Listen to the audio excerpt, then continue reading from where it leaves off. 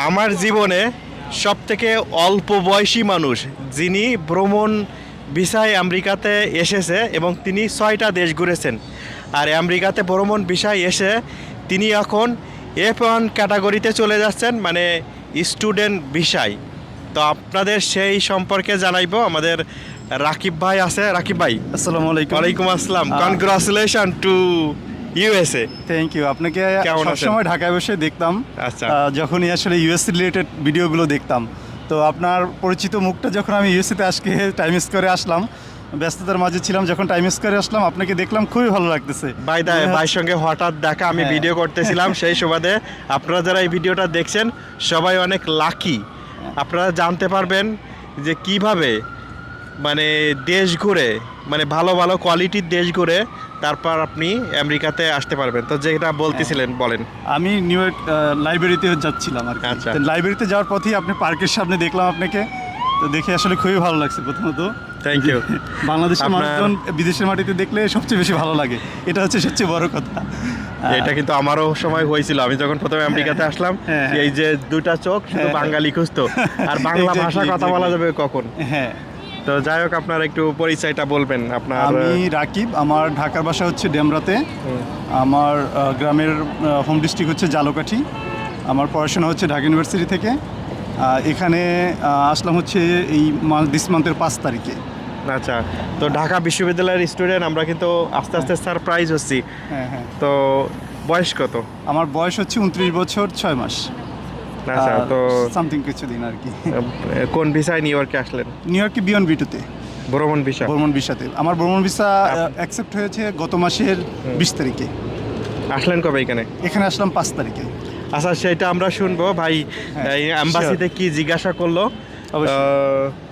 তো আছে কোন কোন দেশ ঘুরলেন আমাদের যদি একটু বলতেন। আমার নেপাল, তারপরে হচ্ছে Thailand, Vietnam, Singapore, Dubai, Malaysia একসাথে ট্যুর করেছি। এই that's it. আচ্ছা, তো ভাই ইন্ডিয়াতে যান নাই না, ইন্ডিয়া তো? আচ্ছা, ভাই কিন্তু 6টা দেশের কথা বলছে। হ্যাঁ। তো আমি মনে করি কি, আমি আপনাদেরকে রিকমেন্ড করব সবাইকে, বাংলাদেশ আর ইন্ডিয়ার মধ্যে কোনো পার্থক্য নেই। ইন্ডিয়াতে যে আপনি শুধু মনে করেন একটা দেশ বাড়াইবেন, এটা হচ্ছে মনে করেন অযথা। দেশ বাড়ালে আসলে আপনি- ভিসার ক্ষেত্রে খুব একটা যে উপকৃত হয় বিষয়টা কিন্তু তা না। তাহলে কি বলেন? মানে এক্ষেত্রে আসলে মানে তার সুনির্দিষ্ট একটা পরিকল্পনা দরকার, যে এখন 3 মাসের ভিতরে অনেকেই 4টা-5টা দেশ ঘুরে ফেলে, এটা কিন্তু ঠিক না। দেখা গেছে যে আমি 1 বছরে যদি 2টা দেশ ঘুরি সেটাও কিন্তু সবচেয়ে সুন্দর হয়, কারণ আমি আমার জব, আমার বিজনেস, এটার পাশাপাশি যে আমি 2টা দেশ ঘুরতে পারবো, এটা কিন্তু ভিসা অফিসার খুব ভালো করে জানে। আচ্ছা, হ্যাঁ, এই বিষয়টা।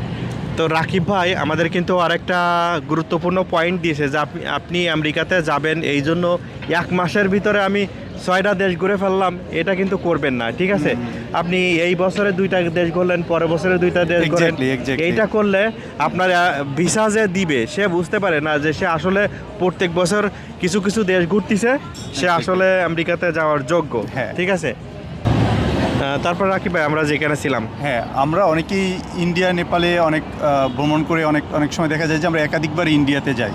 কিন্তু আমরা একাধিকবার ইন্ডিয়াতে না গিয়ে আমরা যদি আমাদের পার্শ্ববর্তী আরেকটা দেশ আছে কিন্তু মালদ্বীপ, আমরা যদি মালদ্বীপ ট্যুরে যাই, সেক্ষেত্রে উজবেকিস্তান আছে, মালদ্বীপ আছে, এই দেশগুলো ঘুরলে কিন্তু আমরা যে একজন জেনুইন ট্যুরিস্ট এটা কিন্তু প্রমাণ করতে সহজ হয়।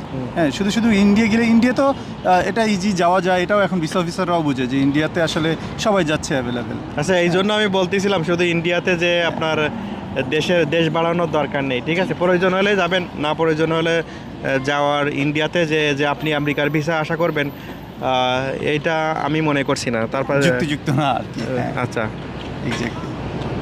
তারপর রাকিব ভাই জি। একটু বলবেন, হ্যাঁ। আপনি কয় বছরে এই ভ্রমণগুলো করলেন? আমার আসলে বেসিক্যালি কোভিডের ভিতরে তো আর কোথাও যাওয়া হয় নাই। কোভিডের পরে হচ্ছে আমি সিঙ্গাপুর আর ভিয়েতনাম গেলাম। এর পরবর্তীতে হচ্ছে এই বছরের প্রথম দিকে দুবাই এবং মিশরে গেলাম। আর আমার এই টোটাল জার্নিটা মোটামুটি 3-4 বছরের ধরা যেতে পারে। আচ্ছা। 17-18 শেষ দিক থেকে তারপর হচ্ছে 24 পর্যন্ত। 18-19 আমার একবার করে যাওয়া হয়েছে। তার পরবর্তীতে আর কি আমি যখন যে বাইরে যাওয়ার একটা ইন্টেনশন তৈরি হলো, তখন আর কি এই তো জার্নিটা 3-4 বছর আপনি ঘুরলেন। ঢাকা বিশ্ববিদ্যালয়ের একটু কথা বলেন, আপনি কোন সাবজেক্টে আমার honours masters? Yes, accounting and information system. আচ্ছা, তো বের হয়েছেন কত সালে ঢাকা বিশ্ববিদ্যালয় থেকে? আমার হচ্ছে 17তে বের হলাম, আর এখন কত সাল? এখন তো 24। হ্যাঁ। আচ্ছা, তো একটু বলেন আপনি যে D-160 যে ফর্মটা ফিল আপ করলেন, হ্যাঁ, হ্যাঁ। এটা কি আপনি নিজে করছিলেন নাকি কাউকে দিয়ে করাইলেন? আমার D-60-তে আমার সিনিয়র এক ভাই ছিল, উনি আমাকে কিছু বিষয়ে হেল্প করছে এবং উনি এখন ফর্মটা আপনি পূরণ করছে। অ্যাপ্লাই, হ্যাঁ, আচ্ছা অ্যাপ্লাই করার হ্যাঁ, হ্যাঁ, মনে করেন কতদিন পরে ইন্টারভিউ ডেট পেলেন? ফর্মটা যে কেউ আপনিও হ্যাঁ। করতে পারেন অথবা কারো হেল্প নিতে পারেন, হ্যাঁ, এটা হ্যাঁ। Not necessary. Not necessary. তো আপনি But form- মনে করেন হ্যাঁ। এই ফর্মটা ফিল আপ করার কতদিন পরে ফর্মটা আপনি ফিল আপ করার পরে interview- প্রথম আমি ডেট পেলাম হচ্ছে 8 মাস পরে। পরে আমি এটা মানে রিশিডিউল করে এটাকে আবার কাছে নিয়ে আসলাম। আমার ছিল হচ্ছে এবছরের অক্টোবরে, তো ওখান থেকে আমি প্রথমে জুনে, তারপরে হচ্ছে ফেব্রুয়ারিতে নিয়ে আসলাম। রিশিডিউল করতে গেলে কি আপনার তার জন্য কোনো পয়সা পে করা না, না, লাগে? কোনো পয়সা পে করতে হয় না। আচ্ছা। রিশিডিউল আপনি নিজেও করতে পারবেন, অথবা আপনার অ্যাকাউন্টের আইডি পাসওয়ার্ড যদি আপনি কাউকে দেন, সেক্ষেত্রে সেও এটা রিশিডিউল আপনার করে দিতে পারবে। এম্বাসি কত ডলার রাখলো? এম্বাসি হচ্ছে এখন তো ডলার রেট একটু বেশি, এবং ইউএস এম্বাসি আমাদের এই যে 3-4 মাস আগে থেকেই হচ্ছে আপনার ওদের পেমেন্টটা একটু বেশি নিচ্ছে। মানে ওরা- এখন বর্তমানে হ্যাঁ, rate এখন কত? বর্তমানে হচ্ছে 20,500 টাকা বাংলাদেশি টাকায় না ডলার? বাংলাদেশি টাকায়। আচ্ছা, আচ্ছা, আচ্ছা। তো এইটা আপনি ব্যাংক ডিপোজিট করছেন? ব্যাংক, ইস্টার্ন ব্যাংকেই শুধু হচ্ছে আপনার জমা দিতে হবে। আচ্ছা, আচ্ছা। করার পরে তারপর আপনি এটা কি 4 মাস পরে ডেট পাইছিলেন অ্যাপ্লাই করার? না, অ্যাপ্লাই করার প্রথম ডেটটা আসছে 8 মাস পরে। সেটা তো বুঝলাম, পরে যখন রিশিডিউল করলেন। রিশিডিউল করে হচ্ছে আমরা ডেটটা পেলাম 2 মাস পরে। আচ্ছা, 8 মাসের থেকে 2 মাস আসছে। হ্যাঁ, হ্যাঁ। তো এখন আপনি তো মনে করেন গেলেন, হুম, হুম। সকালবেলার ঘটনাটা বলতেন, সাথে করে কিছু নিয়ে যাওয়া যায়? না, সাথে বেসিক্যালি ইউএস এম্বাসিতে ফোন নেওয়া যাবে না, ঘড়ি নিতে পারেন। এছাড়া অন্যান্য মানি ব্যাগ, ওয়ালেটের ব্যাপারেও কিছু রেস্ট্রিকশন আছে, খুব বড় কিছু না নেই। হ্যাঁ, মানে সঙ্গে ব্যাগ- কেউ ছিল, তার কাছে রেখে ব্যাগ- গেলেন? হ্যাঁ, মানে আমি সঙ্গে কাউকেই নেই। চেষ্টা করতে হবে মানে যে ফর্মাল যে ড্রেসে আমাকে ভালো লাগে এরকম একটা ড্রেস পরার জন্য। তারপর ভিতরে গেলেন চেকিং এর পরে? চেকিং এর পরে আপনার ওই দিনের যে শিডিউল অনুযায়ী আপনার একটা স্টিকার থাকবে, স্টিকারটা পাসপোর্টের পিছনে লাগিয়ে দেওয়া হয়। এরপরে ওয়েটিং লিস্ট, বেঞ্চ করে। আপনার পাসপোর্টটা হাতে করে নিয়ে গেছিলেন? হ্যাঁ, হ্যাঁ, আচ্ছা। পাসপোর্ট, এবং আমি ডকুমেন্টসের জন্য কোনো ফাইলও নেই, কিছু নেই। যে আপনার আজকে ডেট আছে তার একটা পেপার থাকে না? হ্যাঁ, ডেটের পেপার তো অবশ্যই ওইটা থাকবে। নিয়েছিলেন? হ্যাঁ, ওইটা নিয়েছি। আর হচ্ছে আমার পাসপোর্টের কপি নিয়েছি, সাথে আমার ব্যাংক ব্যালেন্স সব বলেছি। তবে এগুলো আমার একটা সিঙ্গেল পেপারসও ইউএস এম্বাসি টাচ করে দেখে নাই, এটা হচ্ছে বিষয়। যাকে ভিসা দিচ্ছে তার আসলে কোনো কিছুই দিচ্ছে আচ্ছা, না। একটুখানি বলে রাখি, যাকে ভিসা দিবে, তো আপনি যে D-160 ফর্মটা ফিল আপ করছে, হ্যাঁ, হ্যাঁ। ভিসা অফিসার তার 1-2 দিন আগে কিন্তু হ্যাঁ, এই হ্যাঁ, ফর্মটা এটা review করে, যাচাই বাছাই করে। করে, আপনি যে হ্যাঁ। ফেসবুক আইডি দিবেন, হ্যাঁ, হ্যাঁ, বা exactly. ব্যাংক লিংক দিবেন, বা ব্যাংকে যে আপনি একটা স্টেটমেন্ট দিবেন, তারা আগের থেকে সব কিছু দেখে রাখে। তো হ্যাঁ। তারা অনেকটা মেন্টাল প্রিপেয়ার নিয়ে হয়ে থাকে যে আপনি আর তাকে ভিসা দিবে কিনা।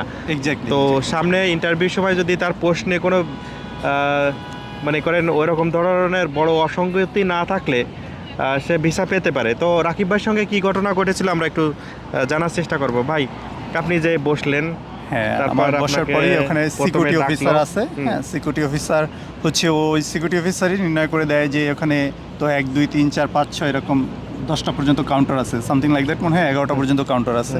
তো আমার হচ্ছে একটা কাউন্টারে আমার ভিসা কল আসে, মানে ইন্টারভিউর জন্য কল আসে। তো ওই কাউন্টারে গেলাম, গুড মর্নিং।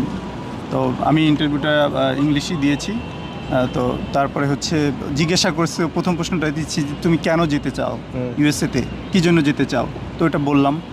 আচ্ছা, ল্যাঙ্গুয়েজের ব্যাপারে বলি, আপনি চাইলে তো বাংলায়ও বলতে হ্যাঁ, পারেন। হ্যাঁ, বাংলায়ও বলা যায়। যে আপনার হ্যাঁ, ইংরেজিতে আমি- বলতে পারে এরকম হ্যাঁ, নেসেসারি হ্যাঁ, না? কোনো নেসেসারি না। তো আমি বাংলাতেও লাস্টের দিকে আমি মনে হয় কয়েকটা আনসার বাংলাতেও করেছিলাম। ও বাংলাও খুব ভালো বুঝে। ওরা কি জিজ্ঞাসা করে যে তুমি বাংলায় বলবা না ইংরেজিতে না, বলবা? এটা জিজ্ঞাসা করে না। প্রথমে ইংরেজি হ্যাঁ, দিয়ে হ্যাঁ, শুরু করে? ইংরেজি দিয়ে শুরু করে। আপনি যদি আপনি- বাংলা দিয়ে শুরু করেন তাহলে ও বাংলা দিয়ে শুরু করবে। আচ্ছা, হ্যাঁ, এরকমটা বিষয়। আপনি ভ্রমণ বিষয়ে যাচ্ছেন, এই জন্য হ্যাঁ। আপনার ইংরেজি বলার দরকার নেই। আপনি যদি হ্যাঁ। ইংরেজিতে আনটিল ইউ আর নট মানে হ্যাঁ। খুব কোয়ালিফাই না করেন, মানে হ্যাঁ, খুব হ্যাঁ। স্কিল না থাকে, তো আপনি মনে করেন কি ইংরেজিতে বললেন পরে, হ্যাঁ, তো হ্যাঁ। আপনাকে ওরা তো প্রশ্ন করে। Exactly. প্রথম প্রশ্নটা কি ছিল? প্রথম প্রশ্নটাই ছিল যে আপনি ইউএসএতে কেন যেতে চাচ্ছেন, আচ্ছা, কেন তা যেতে আপনার চাচ্ছেন। উত্তরটা কি ছিল? আমার উত্তরটা ঠিক এরকমটা ছিল যে তোমাদের অনেক আইকনিক ল্যান্ডমার্কস আছে, হুম, যেগুলো বিউটিফুল আমেরিকা, সো এটা হচ্ছে আমি একটু দেখতে চাচ্ছি, কারণ আমার রিক্রিয়েশনটা খুব পছন্দ আর কি। আমি প্রতি বছরই রিক্রিয়েশনের জন্য কিছু সময় রাখি। তো এবছরও আমার হাতে কিছু সময় আছে, তো রিক্রিয়েশনটা হচ্ছে গুরুত্বপূর্ণ আমার আচ্ছা। কাছে এটা আর কি। না। রিক্রিয়েশনটাকে আমি ফোকাস করেছি মূলত। তখন কি অফিসার একটু হাসি দিছিল? অফিসার একটু হাসির উপরেই ছিল, কিন্তু উনি মাস্ক পরা ছিল। আচ্ছা, তবে দেখতে পারেন না খুব একটা আপনি। বুঝতে পারি না আচ্ছা। উনি হাসি মুডে ছিল না ইয়ে মুডে ছিল, তবে বোঝা যাচ্ছে উনি আচ্ছা, expect প্রথম করেছেন। প্রশ্ন তো আপনি কেন আমেরিকাতে হ্যাঁ, যাবেন হ্যাঁ। এটা তো সুন্দরভাবে উত্তর হ্যাঁ, করলেন। হ্যাঁ। দ্বিতীয়, দ্বিতীয়তে উনি আমার পাসপোর্টটা একটু নাড়াচাড়া করে দেখতেছিল যে আমি কোথায় গেছি, সম্ভবত এটাগুলোই দেখতেছিল। তো উনি আমাকে জিজ্ঞাসা করলো যে আপনি 2বার থাইল্যান্ড কেন গেছেন? তো আমি বললাম প্রথমবার আমি রিক্রিয়েশনের জন্য গিয়েছি, অ্যান্ড দেন সেকেন্ড টাইম হচ্ছে আমি আমার বিজনেস পারপাসে গিয়েছি। তো তখনও আমাকে জিজ্ঞাসা করলো যে তুমি কী করো? তো তখন আমি বললাম যে আমি আইটি বিজনেসের সাথে রিলেটেড, আইটি বিজনেসের আমি কো-ফাউন্ডার একটা কোম্পানির, পাশাপাশি আমার একটা ইভেন্ট ম্যানেজমেন্টের কোম্পানিও আছে। তো এই দুটো বিজনেস আমি বর্তমানে রান করছি। এটা আমি কো-ফাউন্ডার প্লাস আমি এটার ম্যানেজিং ডিরেক্টর। তাহলে আপনার আইটি বিজনেস ছিল হ্যাঁ, দেশে। হ্যাঁ। তো বললো গুড। এরপরে জিজ্ঞাসা করলো যে তোমার তো কানাডার ভিসা আছে, তো তুমি কি কানাডা এবং আমেরিকা একসাথে ভ্রমণ করতে চাও? তো আমি বললাম যে না, আমি আসলে কানাডা ভিসা আছে, এটা আমি আমার পরবর্তীতে হয়তো বা আমার পরিকল্পনা থাকতে পারে, বাট আমি এখন ইউএসএতেই যেতে চাচ্ছি। তো বললো গুড। পরে ওর পাশে আরেকটা অফিসার ছিল, মানে অফিসার বলতে কি, ওকে বাংলাদেশি সম্ভবত, মানে ও হচ্ছে ওকে সহযোগিতা করতেছিল আমার বিষয়। তো ওকে বললো, ওই মেয়েটা বললো যে ইউর ভিসা ইজ অ্যাপ্রুভ, এতটুকুই। এই দুইটা প্রশ্নের পরে এই দুইটা না, এতে তিনটা হলো আমার, আচ্ছা। 4টা প্রশ্ন হলো টোটাল। আচ্ছা আচ্ছা টোটাল বুঝতে পারছি। 35 মিনিটস আর 40 মিনিটসের মতো interviewটা ছিল। হ্যাঁ, এর ভিসা ইজ তারপর? অ্যাপ্রুভড, আমাকে কার্ড দিল। পরে আমি 2 দিন পরে পাসপোর্ট বিএফএস থেকে, 3 দিন পরে গুলশান বিএফএস থেকে, বিএফএস মানে ডেল্টা সার্ভিসে, ডেল্টা টাওয়ারে, ডেল্টা গুলশান টাওয়ার দিয়ে থেকে। ডেল্টা টাওয়ারে। আচ্ছা, ডেল্টা কয়দিন পরে? আমি পেলাম 3 দিন, মানে 4 দিনের দিন পেলাম আর কি। 3 দিন মাঝখানে 3টা ওয়ার্কিং ডে ওরা নিয়েছে। আচ্ছা, তো আমেরিকাতে আসার জন্য আপনার কিন্তু ইন্টারভিউটা বেশি মেইন ফোকাস করবেন, আর যে ফর্মটা ফিল আপ করবেন ওটা যথাযথভাবে করবেন। হ্যাঁ, হ্যাঁ। তো আপনি আসলেন পরে, এখন বর্তমানে প্লেনের টিকিট কত খরচ হচ্ছে? আমার হচ্ছে, আমি আসছি হংকংয়ের ক্যাথে প্যাসিফিক এয়ারলাইন্সে। তো এই এয়ারলাইন্সের টিকিট মজার বিষয় সবাইকে জানাই রাখি, অনেকে ক্যাথে প্যাসিফিকে টিকিট কাটতে একটু মানে হয়, ক্যাথে প্যাসিফিকটা কিন্তু সবসময় কম থাকে অন্যান্য এয়ারলাইন্সের তুলনায়। কিন্তু ক্যাথে প্যাসিফিকে অনেকের ধারণা যে হংকংয়ে অনেক ঝামেলা হবে, অনেক কিছু হবে, বাট হংকংয়ে আমি একদম, আমাকে কোনো প্রশ্ন করা হয় নাই। আমার হচ্ছে গেট দিয়ে আমি আমার পাসপোর্ট স্ক্যান করে অটোমেটিকভাবে আমি বের হয়ে গেছি, যে আমি বোর্ডিং পাস নিয়ে আমার প্লেনে উঠে গেছি। বোর্ডিং পাস তো আপনার ঢাকা থেকেই দেওয়া হয়েছে, ওইটা স্ক্যান করে আমি চলে গেছি। কত টাকা লাগছিল এখন আমার টিকিট হচ্ছে, টিকিট একটু কম পড়েছে, 1,03,000 টাকার মতো পড়ছিল। 1 লাখ বর্তমান? হ্যাঁ, হ্যাঁ। আচ্ছা, তো প্লেনের কস্টটাও আপনারা জেনে গেলেন, 1 লাখ অথবা তার আশেপাশে, হ্যাঁ, মাঝে 1 মধ্যে লাখ 20, কম থাকে, 25, 70-80 টাকাও পেয়ে যেতে পারেন। হ্যাঁ, আমার তো আপ ডাউন। আচ্ছা আচ্ছা, রাউন্ড ট্রিপ মানে আমার তো হচ্ছে রাউন্ড ট্রিপ। ইনি হচ্ছে আপনি হ্যাঁ, হ্যাঁ। এসেছেন আবার যাবেন। যাব, হ্যাঁ। তো এই জন্য উনি 2টা হ্যাঁ। ক্যাটাগরি আপনার ছিল। তো ভাই, এখন আমাদের আমেরিকার নিউ ইয়র্কে রুয়েল খানের সঙ্গে কথা হচ্ছে। Once again congratulation to New York now. Okay, thank you. আর আপনাকে অনেক ধন্যবাদ। Thank you so much. দেশে ভিডিও দেখতে নিঃসন্দেহে হ্যাঁ, হ্যাঁ, দেখা হয়তো। দেখা হতো আপনার ভিডিও, আচ্ছা। প্রায় সময় পেলেই দেখা হইতো। আচ্ছা, কারণ আপনার ভিডিও এই দেখলে ভিডিওগুলো যেটা কেমন সুবিধা হচ্ছে জি বলেন। যে আপনি ইউএস এর যে একদম কোনো একটা, অনেকেই ভিডিও করে, যেমনটা হচ্ছে যে বিভিন্ন রুমে বসে বা স্টুডিওতে বসে, তো আপনি ভিডিওটা কিন্তু রোডে বসে, মানে বিভিন্ন জায়গায় ওপেন স্পেসে এই জায়গাগুলো দেখা হচ্ছে, পাশাপাশি এই রোডগুলো সম্পর্কে একটা ধারণা হচ্ছে, ইউএস এর রোডগুলো সম্পর্কে। ভাই, আপনার সাথে একটুখানি কথা বলি। ভাই যে কথাটা বললো না, এটা অনেকে রিয়ালাইজ করে না। আমরা যে বাসার থেকে বেরি হয়ে এসে Exactly. রাস্তায় দাঁড়াই কথা বলা, আর Exactly. রুমের ভিতরে বসে চেয়ারের মধ্যে কথা বলা, এটা আকাশ পাতাল পার্থক্য। পার্থক্য বাইরে আছে। কথা বলতে গেলে রোদ, বৃষ্টি, ঠান্ডা, ঝড়ে, Exactly. মানে যারা বাইরে থাকে তারা এইটা ফেস করে। এই জন্য আপনাদেরকে সবাইকে বলবো, আমরা আপনাদের চ্যানেল যারা আপনারা দেখেন, সবাই আমাদের একটু সাপোর্ট করবেন। আপনাদের সাপোর্ট ছাড়া এই প্রবাসে এরকম ভিডিও বানানো একদমই সম্ভব না। এখানে টাইম ইজ মানি, এই টাইমটা আপনাদের পিছনে ইনভেস্ট করতেছি। তো এই জন্য আমি বলবো, আপনারা সবাই যে দেখছেন চ্যানেলটি, অবশ্যই এই যে সাবস্ক্রিপশন বাটন আছে, এখানে সাবস্ক্রাইব করে রাখবেন, ফলো করে রাখবেন, শেয়ার করে দিবেন, কমেন্টস করবেন পরে, তাহলে আমরা আরও অনুপ্রেরিত হই। তো ভাইয়ের সামনে এই কথাটা বলা ঠিক হয়েছে কিনা জানি না, না, আশা ঠিক করছি আপনারা ক্ষমা সুন্দর দৃষ্টিতে দেখবেন। তো ভাই, হ্যাঁ, হ্যাঁ। তো এখন আপনি তো চলে যাচ্ছেন হচ্ছে স্টুডেন্ট বিষয়, রাইট। তো F1 ক্যাটাগরিতে F1 ক্যাটাগরিতে আমি নিউ ইয়র্ক স্টেট আপনি ইউনিভার্সিটিতে এখানে অ্যাডমিশন নিচ্ছি। পড়াশোনা করবেন ভাবছেন? হ্যাঁ হ্যাঁ। আচ্ছা, তো পড়াশোনার আপনি কতদিন বা প্ল্যান কি, যদি সংক্ষিপ্ত করে বলতেন? এটা আসলে এখানে এখন আমার B1 B2 থেকে স্টেট ইউনিভার্সিটিতে আমি যেহেতু অ্যাডমিশন নিচ্ছি, তো এখানে 3 বছরের বিস্তার, তারপরে আমি EV3 অথবা H1Bতে আমি কনভার্ট হয়ে যাব। আমি আচ্ছা। তারপরে গ্রিন কার্ডের দিকে আপনার স্বপ্নের আচ্ছা। গ্রিন কার্ডের দিকে অগ্রসর হব। তো আপনাদেরকে আরও একটু খুবই ইম্পর্টেন্ট লাইভ, আপনারা এখানে আসার পরে যদি মাইন্ড চেঞ্জ করেন, যেরকম ভাই মাইন্ড চেঞ্জ করছে, তখন আপনারা আপনার স্ট্যাটাস অ্যাক্টিভ থাকতে, মানে আপনি ভ্রমণ বিষয়ে আসছেন 6 মান্থ থাকা যায়, হ্যাঁ। সেই 6 মান্থের ভিতরে অন্য ক্যাটাগরিতে লয়ার ধরে আপনি চলে যেতে পারবেন, ঠিক আছে? লয়ার আর- বা পরিচিত কেউ থাকলে, লয়ার যে থাকতেই হ্যাঁ। হবে এমনটা বিষয়টা না। হ্যাঁ, পরিচিত কেউ এটা থাকলে সেও হেল্প সবসময় করতে লয়ার পারবে। দিয়ে করতে হবে, আপনি হ্যাঁ। যদি কাজ জানা থাকে নিজেও করতে পারবেন। করতে পারবে। আর যদি রুয়েল খানের কাছ থেকে হেল্প নিতে চান, আমার হ্যাঁ। নাম্বার আছে 1347231496 এটা আমার সেলফোন নাম্বার, হোয়াটসঅ্যাপ আছে, লিখে রাখতে পারেন ফোন না ধরলে। তো ভাই, আর যদি কিছু বলতে চান, মানে পরিশেষে দেশে যাদের মিস করতেছেন অথবা বা দেশের আর কি, পরিবার, বন্ধু সবাইকেই, বড় ভাই, ছোট ভাই সবাইকেই মিস করতেছি। হয়তোবা আবার দেখা হবে, তবে অনেক দিন পরে দেখা হবে, কারণ আমি এখন ইউএসএতে বেশ কিছুদিন আছি। আর একটা বিষয় যে যারা আমাকে অনেকেই জিজ্ঞাসা করছে যে মানে কিভাবে আমেরিকাতে আসলাম, B1 B2 মাধ্যমে আসছি।